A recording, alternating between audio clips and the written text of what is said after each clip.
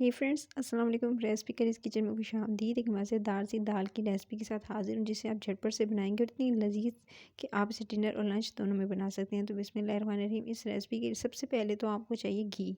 अच्छा, घी का इस्तेमाल किया है, देसी घी का इस्तेमाल कर सकते हैं, नॉर्मल घी का इस्तेमाल भी कर सकते हैं। सोचिए कैसी इस रेसिपी के लिए आपने देसी घी के लेने हैं 2 चम्मच। जैसे ही थोड़ा सा घी गर्म होगा, आप जो है इसके अंदर शामिल कर दीजिएगा एक दरमियाने साइज़ का प्याज। प्याज को हल्की धीमी आंच पे कुक करेंगे जब तक प्याज हो रहा है। मैं आपको बताती हूँ, मैंने ली थी 1 पाव दाल।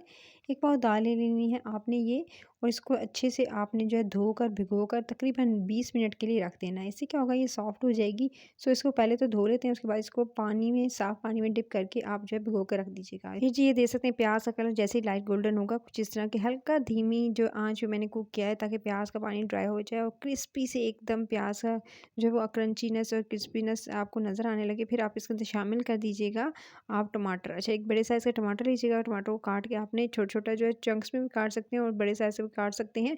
फिर इसके बाद आपने टमाटर इसके अंदर शामिल करना है। टमाटर को शामिल करते ही फिर आपने इसको कवर करके ढक्कन लगा के छोड़ना है, ताकि जो है वही थोड़ा सॉफ्ट हो जाए, जल्दी गल जाए। साथ में मसाले शामिल कर देते हैं। 1 टीस्पून आपने धनिया पाउडर लेना है, जो इसके अंदर शामिल करना है। साथ में आप इसके अंदर शामिल कीजिएगा लाल मिर्च का पाउडर आधा टीस्पून, आधा छोटा चाय का चम्मच। अच्छा, जो नमक और मिर्च की मिकदार अपने हिसाब से कम ज़्यादा कर सकते हैं। लाल मिर्च के साथ ही कुटी हुई लाल मिर्च चाय की तकरीबन आधा टीस्पून आपने भर के शामिल करनी है। उसके साथ आपने साबित ज़ीरा जो है वो 1 टीस्पून टू हाफ़ टीस्पून आप इसके अंदर शामिल कर दीजिएगा। हल्दी इसके अंदर आधा टीस्पून जाएगी। तमाम मसाले शामिल करते इसको बहुत अच्छे से भून लेंगे, और भून लेने के बाद फिर साथ में आपने शामिल कर देनी दाल। अच्छा, इस बात का ध्यान रखिएगा कि आपने पहले बहुत अच्छे से टमाटर को गला लेना है ढक्कन लगाकर।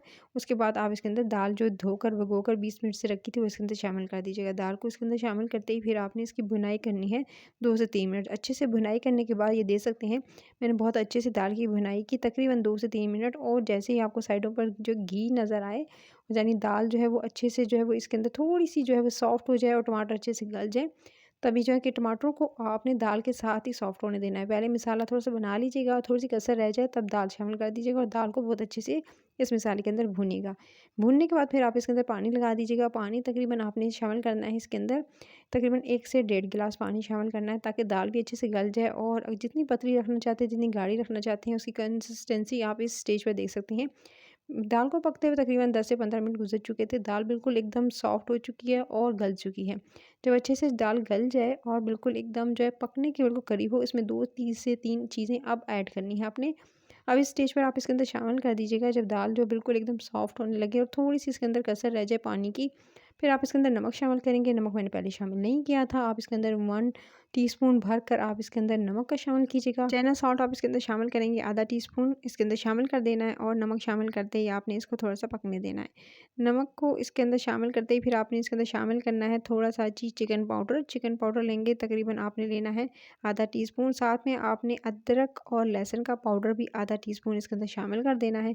तमाम चीज़ें इसके अंदर इस स्टेज पर शामिल करने के साथ ही फिर आपने इसे पकने देना है। दाल को पकते हुए तकरीबन 5 मिनट मज़ीद गुजर चुके हैं। अब इस स्टेज पर आप इसके अंदर कसूरी मेथी शामिल कर दीजिएगा हाथों से मसल कर, ताकि खुशबू बहुत ज़्यादा अच्छी आए। तो कसूरी मेथी शामिल करते ही फिर आपने इसे मज़ीद जो है इतना पकाना है कि अच्छी गाढ़ी हो जाए। ये जैसे दाल बिल्कुल एकदम गाढ़ी हो चुकी थी। अगर तो आप इसे चावलों के साथ, यानी बॉइल्ड राइस के साथ, उबले हुए चावलों के साथ सर्व कर रहे हैं, तो फिर इसको थोड़ा-थोड़ा जो है इसके अंदर जो है पानी कसर रहने दीजिएगा, यानी थोड़ा-थोड़ा पतला उतार लीजिएगा। लेकिन अगर आप इसे जो है रोटी के साथ, या आप चपाती के साथ, या आप इसे नान के साथ सर्व कर रहे हैं, तो फिर इसको जो है थोड़ा-सा ड्राई होने दीजिएगा, यानी इसका जो पानी है वो थोड़ा-सा और मज़ीद ड्राई होने दीजिएगा। लास्ट में बिल्कुल आपने हरी मिर्चें शामिल करनी है, दरमियान से थोड़ा कट लगाकर। उसके बाद हरी मिर्चें शामिल करते ही मैंने इसको दे दिया था 3 मिनट का दम। 3 मिनट का दम दिया, और उसके बाद आपने जी इसे उतार लेना है चूल्हे से। तो ये देख सकते हैं मज़ेदार सी रेसिपी जो है हो चुकी है रेडी। आप इसे जो है वो लंच में, डिनर में, दोनों में बना सकते हैं। मज़ेदार सी इस रेसिपी को आप एंजॉय कर सकते हैं उबले हुए चावलों के साथ। बहुत ही यमी और बहुत ही डिलीशियस लगेगी।